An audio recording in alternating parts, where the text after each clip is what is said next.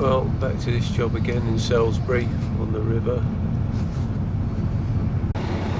Got a load of rectifying to do on the levels which they got wrong. The 1 metre planer.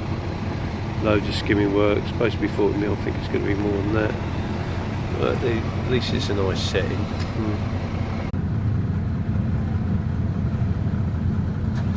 All stupid little bits. Little skimmy bits where they've got the levels wrong when they tarmac. More little bits to do there. Bridge not open yet, they're still building it all. It's a river right there, very posh. Some step johns to finish off.